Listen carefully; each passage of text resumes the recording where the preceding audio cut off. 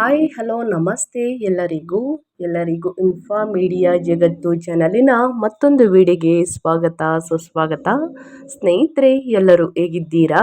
ಎಲ್ಲರೂ ಚೆನ್ನಾಗಿದ್ದೀರಾ ಅಂದ್ಕೊಂಡಿದ್ದೀನಿ. ಹೋಪ್ ನಾನು ಕೂಡ ತುಂಬಾ ಚೆನ್ನಾಗಿದ್ದೀನಿ. ಎಲ್ಲರೂ ಚೆನ್ನಾಗಿದ್ದೀರಾ ಅಂದ್ಕೊಂಡು ಭಾವಿಸ್ಕೊಂಡು ಇವತ್ತಿನ ಒಂದು ವಿಡಿಯೋನ ಶುರು ಮಾಡಿಬಿಡೋಣ. ಇವತ್ತಿನ ಒಂದು ವಿಡಿಯೋದಲ್ಲಿ ಇಂದಿನಿಂದ ಸಿಂಹ ರಾಶಿಯವರ ಬದುಕಲ್ಲಿ ಸಾಕಷ್ಟು ಚೇಂಜಸನ್ನು ನೋಡಲಿದ್ದೀರಿ ಸ್ನೇಹಿತರೆ. ಯಾಕಂದರೆ ಇಂದು ಜೂನ್ 15 ಅಮಾವಾಸ್ಯೆಯ ಮಹತ್ವದಿಂದ ಸ್ನೇಹಿತರೆ ಸಾಕಷ್ಟು ಬದಲಾವಣೆಯನ್ನು ಸಿಂಹರಾಶಿಯವರು ನೋಡಲಿದ್ದೀರಿ. ಅದು ನಿಮ್ಮ ವ್ಯಾಪಾರ ವ್ಯವಹಾರದಲ್ಲಿ, ಹಣಕಾಸಿನಲ್ಲಿ, ವೃತ್ತಿ ಜೀವನದಲ್ಲಿ, ಉದ್ಯೋಗದಲ್ಲಿ ಏನೆಲ್ಲ ಬದಲಾವಣೆಗಳು ಕಂಡು ಬರಲಿದೆ, ಯಾವುದರ ಬಗ್ಗೆ ಎಚ್ಚರಿಕೆ ವಹಿಸಬೇಕು, ಸಿಂಹರಾಶಿಯವರನ್ನ ಕಂಪ್ಲೀಟ್ ಆಗಿ ಇದೇ ವಿಡಿಯೋದಲ್ಲಿ ತಿಳಿಸ್ಕೊಡ್ತಾ ಹೋಗ್ತೀನಿ. ಇದನ್ನೆಲ್ಲ ಸಿಂಹರಾಶಿಯವರು ತಿಳ್ಕೋಬೇಕು ಅಂದರೆ ಎಲ್ಲೂ ಕೂಡ ವಿಡಿಯೋನ ಸ್ಕಿಪ್ ಮಾಡಬಾರ್ದು. ಅಂದರೆ ವಿಡಿಯೋನ ಕಟ್ ಮಾಡಿ ಓಡಿಸ್ಕೊಂಡು ಹೋಗಿ ನೋಡ್ತೀರಾ, ಇದು ಫುಲ್ ಇನ್ಫಾರ್ಮೇಷನ್ ಅರ್ಥ ಆಗಲ್ಲ. ಸೊ ಹಾಗಾಗಿ ಎಲ್ಲ ವಿಡಿಯೋದಲ್ಲೂ ತಿಳಿಸ್ತಾ ಇರ್ತೀನಿ. ಮೊದಲಿಂದ ಕೊನೆ ತನಕ ಸಂಪೂರ್ಣವಾಗಿ ವಿಡಿಯೋವನ್ನು ವಾಚ್ ಮಾಡಿ.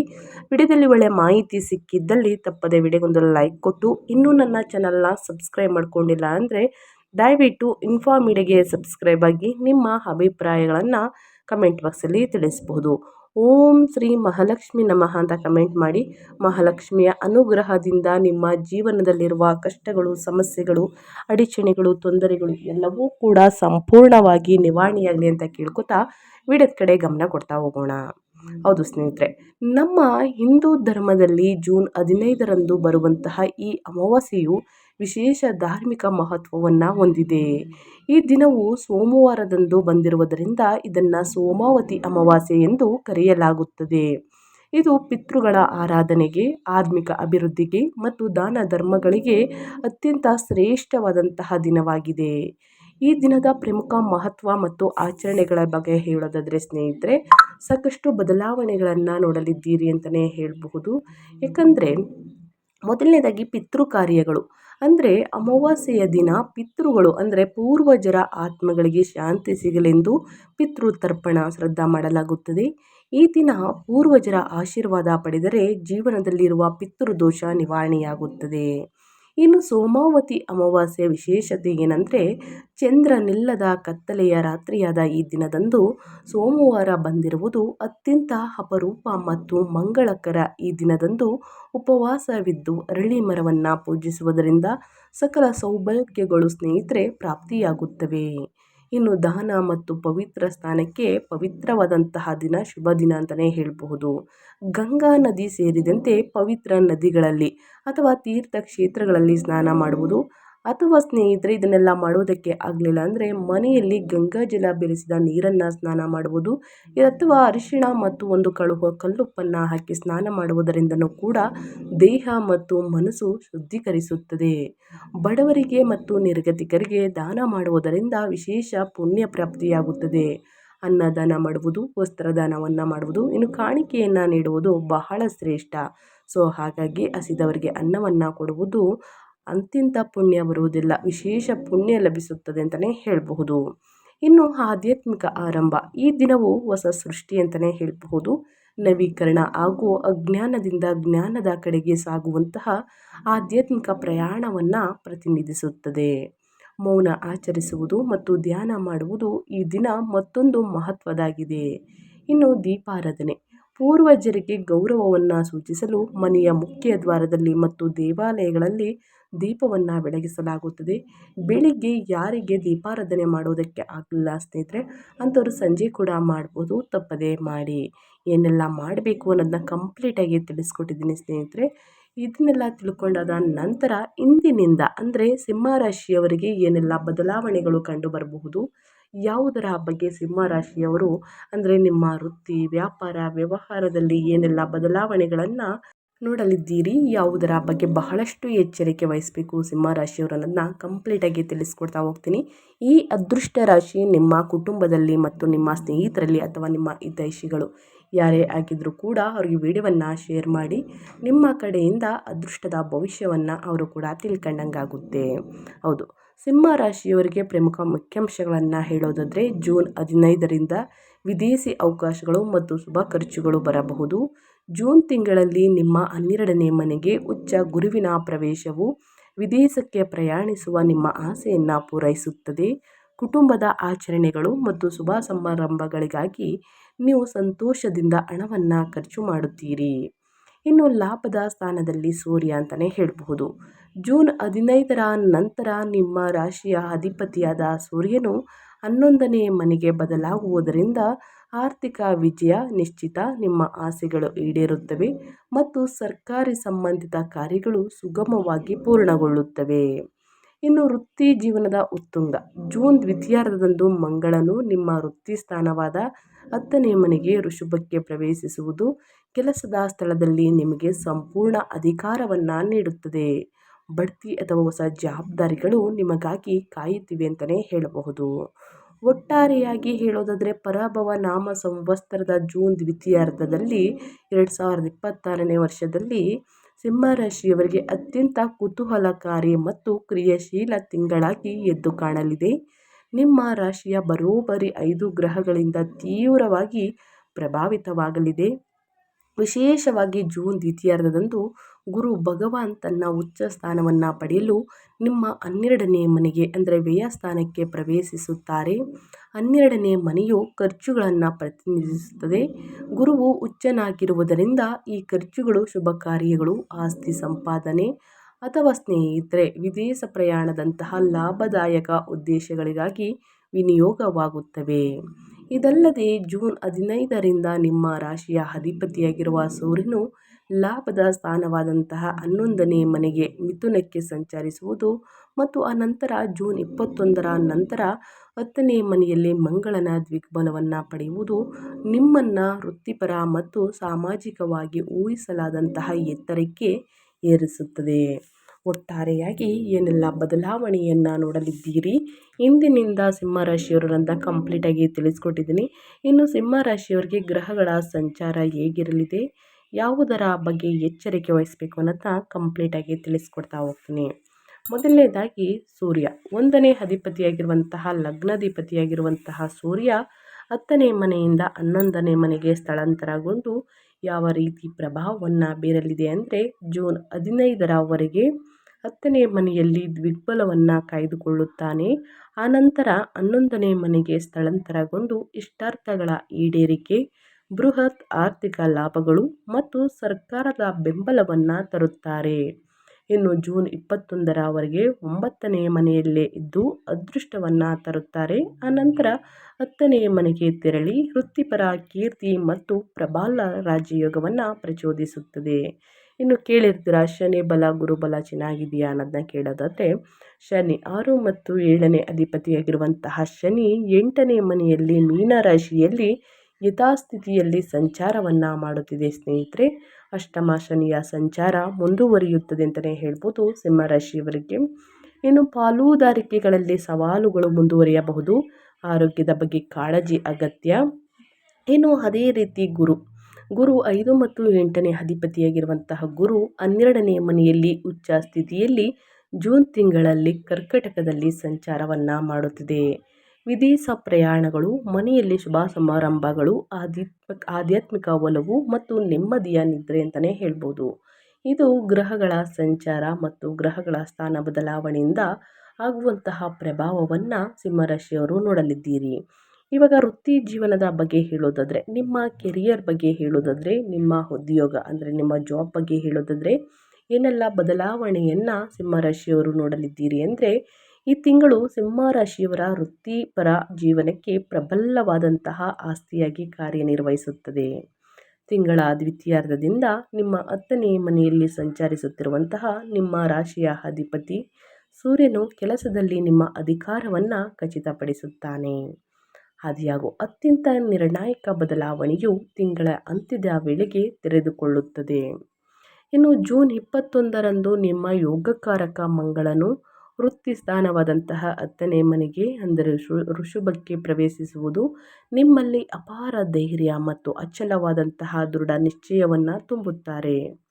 10ನೇ ಮನೆಯಲ್ಲಿ ಮಂಗಳನ ಸಂಪೂರ್ಣ ದಿಗ್ಬಲವನ್ನು ಪಡೆಯುತ್ತಾರೆ. ನೀವು ಕೈಗೊಳ್ಳುವಂತಹ ದಿಟ್ಟ ಹೆಜ್ಜೆಗಳು ನಿಮ್ಮ ಸಂಸ್ಥೆಗೆ ಗಮನಾರ್ಹ ಲಾಭವನ್ನು ತಂದುಕೊಡುತ್ತದೆ. ಜೂನ್ 15ರ ನಂತರ ಸೂರ್ಯನು ಲಾಭದ ಸ್ಥಾನವಾದಂತಹ 11ನೇ ಮನೆಗೆ ಪ್ರವೇಶಿಸಿದ ನಂತರ ನಿಮ್ಮ ಕಠಿಣ ಪರಿಶ್ರಮಕ್ಕೆ ತಕ್ಕಂತೆ ಅರ್ಹವಾದಂತಹ ಬಡ್ತಿ ಅಥವಾ ವೇತನ ಹೆಚ್ಚಳವನ್ನು ನೀವು ಪಡೆದುಕೊಳ್ಳಲಿದ್ದೀರಿ ಸ್ನೇಹಿತರೆ. ನಿಮ್ಮ ಲಗ್ನದಲ್ಲಿರುವ ಕೇತು ಮತ್ತು 8ನೇ ಮನೆಯಲ್ಲಿರುವ ಶನಿಯು ಕೆಲವರು ನಿಮ್ಮ ವಿರುದ್ಧ ಪಿತೂರಿ ಮಾಡಬಹುದು ಎಂದು ಸೂಚಿಸಿದರೂ ನಿಮ್ಮ ಪರವಾಗಿರುವಂತಹ ಅಗಾಧವಾದ ಗ್ರಹ ಬಲವು ಅವರ ಸೋಲನ್ನು ಖಚಿತಪಡಿಸುತ್ತದೆ. ಒಟ್ಟಾರೆಯಾಗಿ ಸಿಂಹರಾಶಿಯವರು ವೃತ್ತಿ ಜೀವನದಲ್ಲಿ ಏನೆಲ್ಲ ಬದಲಾವಣೆಯನ್ನು ನೋಡಲಿದ್ದೀರಿ, ಯಾವುದರ ಬಗ್ಗೆ ಎಚ್ಚರಿಕೆ ವಹಿಸಬೇಕು ಅಂತ ಕಂಪ್ಲೀಟ್ ಆಗಿ ತಿಳಿಸ್ಕೊಟ್ಟಿದ್ದೀನಿ. ಇನ್ನು ವ್ಯಾಪಾರ ಸ್ವಯಂ ಉದ್ಯೋಗದ ಬಗ್ಗೆ ಹೇಳೋದಾದ್ರೆ, ವ್ಯಾಪಾರಸ್ಥರಿಗೆ ಸಿಂಹರಾಶಿಯವರಿಗೆ ಈ ಅಮಾವಾಸ್ಯೆಯ ದಿನದಿಂದ ಸಾಗರೋತ್ತರ ವಹಿವಾಟುಗಳನ್ನು ನಿರ್ವಹಿಸಲು ಅಥವಾ ಬಹುರಾಷ್ಟ್ರೀಯ ಕಂಪನಿಗಳೊಂದಿಗೆ ಅಂದರೆ MNCs ಒಪ್ಪಂದಗಳನ್ನು ಅಂತಿಮಗೊಳಿಸಲು ಇದು ಅತ್ಯುತ್ತಮ ಸಮಯ ಅಂತಲೇ ಹೇಳ್ಬೋದು. ನಿಮ್ಮ 12ನೇ ಮನೆಯಲ್ಲಿ ಉಚ್ಚ ಗುರು ಮತ್ತು ಶುಕ್ರನ ಸಂಯೋಜನೆಯು ಆಮದು ರಫ್ತು, ಔಷಧ ಮತ್ತು ಆನ್ಲೈನ್ ವ್ಯವಹಾರಗಳಲ್ಲಿ ತೊಡಗಿರುವವರಿಗೆ ಅನಿರೀಕ್ಷಿತ ಗ್ರಾಹಕರ ದಟ್ಟಣೆಯನ್ನು ಆಕರ್ಷಿಸುತ್ತದೆ. ನಿಮ್ಮ ಲಾಭಾಧಿಪತಿಯಾದ ಬುಧನು ಜೂನ್ 22ರವರೆಗೆ ತನ್ನದೇ ಆದಂತಹ 11ನೇ ಮನೆಯಲ್ಲಿ ಬಲವಾಗಿ ನೆಲೆಸಿರುವುದರಿಂದ ಹೂಡಿಕೆಗಳನ್ನು ಆಕರ್ಷಿಸಲು ನಿಮ್ಮ ಸಂವಹನ ಕೌಶಲ್ಯ ಮತ್ತು ಬೇಕಾದ ಬುದ್ಧಿಶಕ್ತಿಯನ್ನು ನೀವು ಬಳಸಿಕೊಳ್ಳುತ್ತೀರಿ. 7ನೇ ಮನೆಯಲ್ಲಿ ರಾಹು ಮತ್ತು 8ನೇ ಮನೆಯಲ್ಲಿ ಶನಿ ಇರುವುದರಿಂದ ವ್ಯಾಪಾರಕ್ಕೆ ಹೊಸ ಪಾಲುದಾರರನ್ನು ತರುವ ಮೊದಲು ಎಲ್ಲ ನಿಯಮಗಳನ್ನು ಕಾಗದದ ಮೇಲೆ ಸ್ಪಷ್ಟವಾಗಿ ದಾಖಲಿಸಿಕೊಳ್ಳಿ ಸ್ನೇಹಿತರೆ. ಒಟ್ಟಾರೆಯಾಗಿ ಸಿಂಹರಾಶಿಯವರು ಈ ಅಮಾವಾಸ್ಯೆಯ ದಿನದಿಂದ ಏನೆಲ್ಲ ಬದಲಾವಣೆಯನ್ನು ನೋಡಲಿದ್ದೀರಿ, ಯಾವುದರ ಬಗ್ಗೆ ಎಚ್ಚರಿಕೆ ವಹಿಸಬೇಕು, ನಿಮ್ಮ ವ್ಯಾಪಾರ ಮತ್ತು ವ್ಯವಹಾರದಲ್ಲಿರುವಂತಹ ಇನ್ನು ಮುಂದಿನದಾಗಿ ಹೇಳುವುದಾದರೆ, ಆರ್ಥಿಕವಾಗಿ ಈ ತಿಂಗಳು ಹೆಚ್ಚಿನ ಆದಾಯ ಮತ್ತು ಜೊತೆಗೆ ಸಮಾನವಾದಂತಹ ಖರ್ಚುಗಳು ಮಾದರಿಯನ್ನು ಅನುಸರಿಸುತ್ತದೆ. ಜೂನ್ 15ರ ನಂತರ 11ನೇ ಮನೆಯಲ್ಲಿ ಸೂರ್ಯನ ಸಂಚಾರವು ನಿಮ್ಮ ಆದಾಯದ ಮೂಲಗಳನ್ನು ಅಗಾಧವಾಗಿ ವರ್ಧಿಸುತ್ತದೆ. ಸಮಾಜದಲ್ಲಿ ಹೆಚ್ಚು ಪ್ರಭಾವಶಾಲಿ ವ್ಯಕ್ತಿಗಳ ಮೂಲಕ ನೀವು ಆರ್ಥಿಕ ಲಾಭಗಳನ್ನು ಗಳಿಸಲಿದ್ದೀರಿ. ಅದೇ ಸಮಯದಲ್ಲಿ ವ್ಯಯ ಸ್ಥಾನವಾದಂತಹ 12ನೇ ಮನೆಯಲ್ಲಿ ಗುರು ಮತ್ತು ಶುಕ್ರನ ಉಪಸ್ಥಿತಿ ನಿಮ್ಮ ಖರ್ಚುಗಳು ಸಹ ಅಷ್ಟೇ ಐಷಾರಾಮಿಯಾಗಿರುತ್ತದೆ ಎಂದು ಸೂಚಿಸುತ್ತದೆ. ಇನ್ನು ಹೊಸ ಮನೆ ಖರೀದಿಸಲು ಅಥವಾ ಮನೆಯ ಐಷಾರಾಮಿ ವಸ್ತುಗಳಿಗಾಗಿ ನೀವು ಗಣನೀಯ ಮೊತ್ತವನ್ನು ವಿನಿಯೋಗಿಸುತ್ತೀರಿ. ವಿದೇಶಿ ಪ್ರವಾಸಗಳಿಗೆ ಅಥವಾ ಆಪ್ತ ಸಂಬಂಧಿಕರ ವಿವಾಹಗಳಲ್ಲಿ ಪಾಲ್ಗೊಳ್ಳಲು ಸಹ ಹಣ ಖರ್ಚಾಗಲಿದೆ. ಇವೆಲ್ಲವೂ ನಿಮಗೆ ಸಂತೋಷವನ್ನು ತರುವಂತಹ ಸಕಾರಾತ್ಮಕ ಮತ್ತು ತೃಪ್ತಿದಾಯಕ ಖರ್ಚುಗಳಾಗಿದೆ ಅಂತಲೇ ಹೇಳಬಹುದು. ಒಟ್ಟಾರೆಯಾಗಿ ಹಣಕಾಸಿನ ವಿಚಾರದಲ್ಲಿ ಏನೆಲ್ಲ ಬದಲಾವಣೆಯನ್ನು ನೋಡಲಿದ್ದೀರಿ ಅನ್ನೋದನ್ನ ಕಂಪ್ಲೀಟಾಗಿ ತಿಳಿಸ್ಕೊಟ್ಟಿದ್ದೀನಿ. ಇನ್ನು ಮುಂದಿನದಾಗಿ ಹೇಳೋದಾದರೆ, ನಿಮ್ಮ ಆರೋಗ್ಯದ ಬಗ್ಗೆ ಏನೆಲ್ಲ ಬದಲಾವಣೆಗಳು ಕಂಡು ಬರಬಹುದು, ಯಾವುದರ ಬಗ್ಗೆ ಎಚ್ಚರಿಕೆ ವಹಿಸಬೇಕು ಅನ್ನೋದನ್ನ ನೋಡ್ತಾ ಹೋಗೋಣ. ಸ್ನೇಹಿತರೆ, ಆರೋಗ್ಯದ ವಿಷಯದಲ್ಲಿ ಈ ಜೂನ್ನಲ್ಲಿ ಯಾವುದೇ ದೊಡ್ಡ ಹಿನ್ನಡೆ ಕಂಡು ಬರುವುದಿಲ್ಲ. ಅಷ್ಟಮ ಶನಿಯ ಸ್ನೇಹ ನಡುವೆಯೂ 12ನೇ ಮನೆಯಲ್ಲಿರುವ ಉಚ್ಚ ಗುರುವು ನಿಮ್ಮ ಆರೋಗ್ಯಕ್ಕೆ ರಕ್ಷಕನಾಗಿ ಕಾರ್ಯನಿರ್ವಹಿಸುತ್ತಾನೆ. ಗುರುವು ನಿಮ್ಮ ಸುಖಸ್ಥಾನ ಅಂದರೆ 4ನೇ ಮನೆಯಲ್ಲಿ, ರೋಗ ಸ್ಥಾನ 6ನೇ ಮನೆಯಲ್ಲಿ, ಆಯುಷ್ಯವನ್ನು ಅಂದರೆ ಸ್ನೇಹಿತರೆ ಆಯುಷ್ಯ ಸ್ಥಾನವನ್ನು 8ನೇ ಮನೆ ನೇರವಾಗಿ ದೃಷ್ಟಿಸುವುದರಿಂದ ದೀರ್ಘಕಾಲದ ನಿಮ್ಮ ಆರೋಗ್ಯ ಸಮಸ್ಯೆಗಳು ಮರೆಯಾಗಲು ಪ್ರಾರಂಭಿಸುತ್ತವೆ. ಜೂನ್ ಅಮಾವಾಸ್ಯೆಯಲ್ಲಿ ಮುಗಿದ ನಂತರ ಅಂದರೆ 15ನೇ ತಾರೀಕು ಮುಗಿದ ನಂತರ 10ನೇ ಮನೆಗೆ ಪ್ರವೇಶಿಸುವಂತಹ ಮಂಗಳನು ನಿಮ್ಮಲ್ಲಿ ಅದ್ಭುತ ದೈಹಿಕ ಶಕ್ತಿಯನ್ನು ತುಂಬುತ್ತಾನೆ. ಆದರೆ ಇದು ಕೆಲಸದ ಗೀಳನ್ನು ಸಹ ಪ್ರಚೋದಿಸಬಹುದು. ಇದರಿಂದಾಗಿ ನೀವು ಸಮಯಕ್ಕೆ ಸರಿಯಾಗಿ ವಿಶ್ರಾಂತಿಯನ್ನು ಪಡೆಯುವುದು ಮರೆಯಬೇಡಿ. 12ನೇ ಮನೆಯಲ್ಲಿ ಶುಕ್ರನ ಉಪಸ್ಥಿತಿಯು ಸಣ್ಣ ಪುಟ್ಟ ಕಣ್ಣಿನ ಆಯಾಸವನ್ನು ಉಂಟು ಮಾಡಬಹುದು. ನೆಮ್ಮದಿಯ ನಿದ್ರೆ ಮತ್ತು ಸರಿಯಾದ ವಿಶ್ರಾಂತಿಗೆ ಆದ್ಯತೆ ನೀಡುವುದೇ ನಿಮ್ಮ ಅಂತಿಮ ರಕ್ಷಣೆಯಾಗಿದೆ. ಇನ್ನು ಅದೇ ರೀತಿ ಕುಟುಂಬ ಮತ್ತು ವೈಯಕ್ತಿಕ ಜೀವನದ ಬಗ್ಗೆ ಹೇಳೋದಾದರೆ ಏನೆಲ್ಲ ಬದಲಾವಣೆಗಳು ಕಂಡು ಬರಬಹುದು, ಯಾವುದರ ಬಗ್ಗೆ ಎಚ್ಚರಿಕೆ ವಹಿಸಬೇಕು. ಸಿಂಹರಾಶಿಯವರು ಅಂದರೆ ನಿಮ್ಮ ವೈಯಕ್ತಿಕ ಜೀವನವು ಅಸಾಧಾರಣವಾಗಿ ಪ್ರಣಯಭರಿತವಾಗಿ ಬದಲಾಗಲಿದೆ. ಶುಕ್ರನು ನಿಮ್ಮ 12ನೇ ಮನೆಗೆ ಪ್ರವೇಶಿಸಿ ಉಚ್ಚ ಗುರುವಿನೊಂದಿಗೆ ಸೇರುವುದರಿಂದ ವಿವಾಹಿತ ದಂಪತಿಗಳ ನಡುವಿನ ಪ್ರೀತಿ ಮತ್ತು ಬಾಂಧವ್ಯವು ಉತ್ತುಂಗಕ್ಕೇರುತ್ತದೆ. ನಿಮ್ಮ ಸಂಗಾತಿಯೊಂದಿಗೆ ದೂರದ ಪ್ರಯಾಣಗಳು ಅಥವಾ ಶಾಂತಿಯುತ ವಿಹಾರ ಯಾತ್ರೆಯನ್ನು ನೀವು ಯೋಜಿಸಬಹುದು. ಸಂಬಂಧದಲ್ಲಿರುವಂತಹ ಯಾವುದೇ ಸಣ್ಣ ಪುಟ್ಟ ಘರ್ಷಣೆಗಳು ಈ ಪ್ರಯಾಣದ ಸಮಯದಲ್ಲಿ ಸುಲಭವಾಗಿ ಕರಗಿ ಹೋಗುತ್ತದೆ. ವಿವಾಹ ಸಂಬಂಧಗಳನ್ನು ಹುಡುಕುತ್ತಿರುವವರಿಗೆ ಈ ತಿಂಗಳು ಸಾಗರೋತ್ತರ ಅಥವಾ ದೂರದ ಪ್ರದೇಶಗಳಿಂದ ಪ್ರಸ್ತಾಪಗಳನ್ನು ಸ್ವೀಕರಿಸುವಂತಹ ಹೆಚ್ಚಿನ ಅವಕಾಶವಿದೆ. ಒಟ್ಟಾರೆಯಾಗಿ ಕೌಟುಂಬಿಕ ವಾತಾವರಣವು ಆಹ್ಲಾದಕರ, ರೋಮಾಂಚಕ ಮತ್ತು ಸಂಭ್ರಮದಿಂದ ಕೂಡಿರುತ್ತದೆ ಸ್ನೇಹಿತರೆ.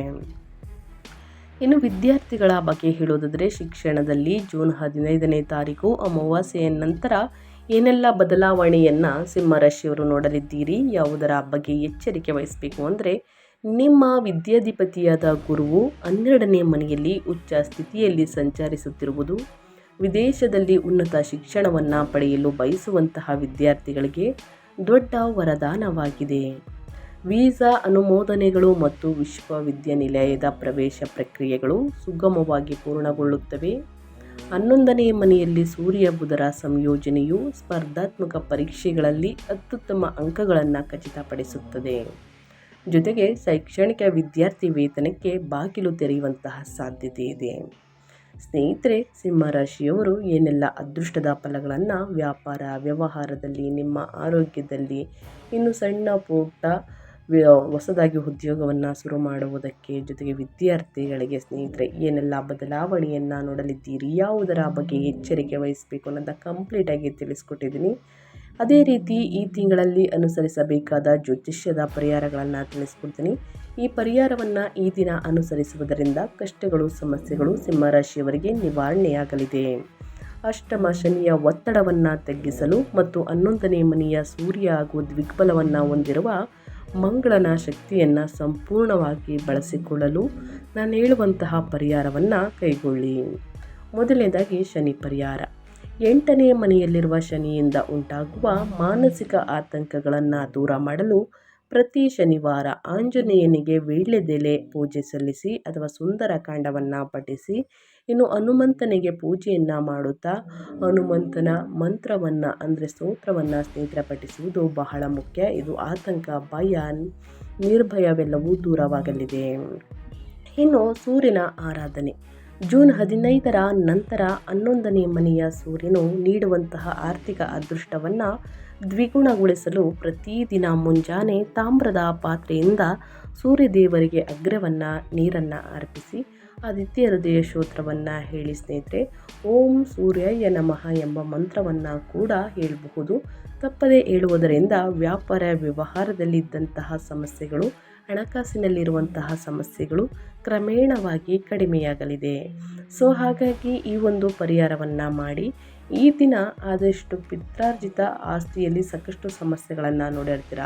ಇದಕ್ಕೆಲ್ಲ ಕಾರಣ ಅಂದರೆ ನಿಮ್ಮ ಪಿತೃಗಳಿಗೆ, ಆತ್ಮಗಳಿಗೆ ಶಾಂತಿ ಸಿಗುವುದಿಲ್ಲ ಸ್ನೇಹಿತರೆ. ಶಾಂತಿ ಸಿಗುವುದಿಲ್ಲ, ದೋಷ ನಿವಾರಣೆ ಆಗಬೇಕು ಅಂತಂದರೆ ದಾನ ಧರ್ಮವನ್ನು ಮಾಡಿ.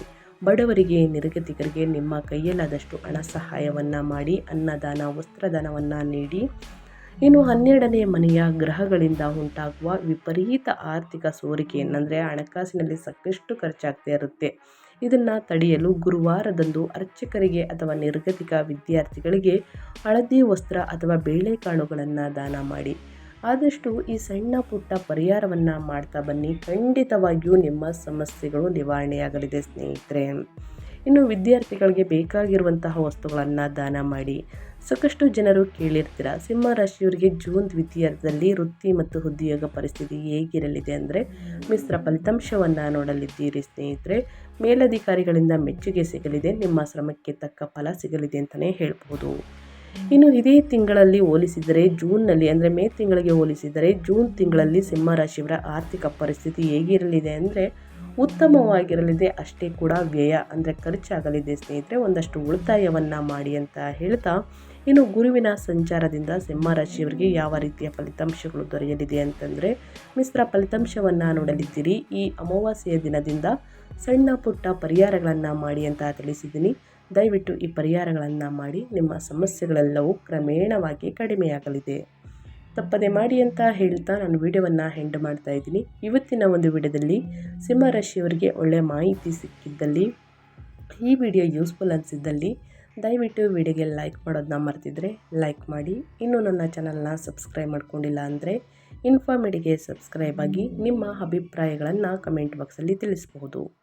ಯಾರೆಲ್ಲ ಸಬ್ಸ್ಕ್ರೈಬ್ ಮಾಡ್ಕೊಂಡಿದ್ದೀರಾ ಅವ್ರಿಗೆ ಥ್ಯಾಂಕ್ ಯು ಸೋ ಮಚ್ ಅಂತ ಹೇಳ್ತಾ ಮತ್ತೊಂದು ವಿಡಿಯೋ ಜೊತೆ ಮತ್ತೊಂದು ರಾಶಿ ಭವಿಷ್ಯದಲ್ಲಿ ಸಿಗ್ತೀನಿ. Thank you for watching.